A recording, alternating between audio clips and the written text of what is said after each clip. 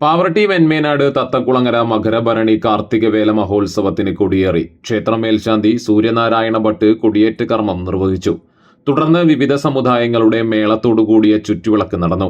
ഭരണി നാളിൽ പുലർച്ചെ 4:30 നട തുറക്കും. തുടർന്ന് നിർമ്മാല്യ ദർശനം, അഭിഷേകം, മലർ നിവേദ്യം, ഗണപതി ഹോമം, ഉഷപൂജ എന്നിവ ഉണ്ടായിരിക്കും. രാവിലെ 7:30 മുതൽ 12 മണി വരെ കലംകരിക്കൽ ഉണ്ടായിരിക്കും.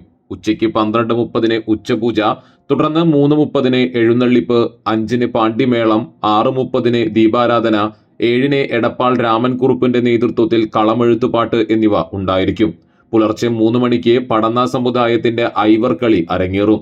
മണക്കോട്ടുകാവ് സമുദായം, വേളത്ത് ദുർഗാ പൂരാഘോഷ കമ്മിറ്റി, മൂക്കോല സമുദായം, വൈങ്കണ്ണിയൂർ തെക്കുമുറി സമുദായം, വെന്മേനാട് വടക്കുമുറി സമുദായം, കുരുക്ഷേത്ര സാംസ്കാരിക വേദി, ചുക്കുബസാർ ശ്രീ ഭക്തിഭദ്ര പൂരാഘോഷ കമ്മിറ്റി, പെരിങ്ങാട് കരയോഗം, പടന്ന സമുദായം, പൂമാട്ട് സമുദായം, ഓം ശക്തി സമുദായം എന്നീ ആഘോഷ കമ്മിറ്റികളുടെ നേതൃത്വത്തിൽ ആഘോഷങ്ങൾ ക്ഷേത്രത്തിലെത്തും.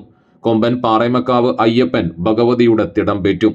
കാർത്തിക നാളിൽ കാലത്ത് 11 മണി മുതൽ വിവിധ ദേശങ്ങളിൽ നിന്ന് ഭക്തരുടെ വഴിപാടായി കരിങ്കാളിക്കൂട്ടങ്ങൾ, പ്രാചീന കലാരൂപങ്ങൾ എന്നിവ ക്ഷേത്ര പരിസരത്ത് എത്തിച്ചേരും. ഉത്സവത്തിന്റെ തലേന്ന് വൈകിട്ട് 8-ന് CKB ബസാറിന്റെ ആഭിമുഖ്യത്തിൽ വീരനാട്യം ഉണ്ടായിരിക്കും.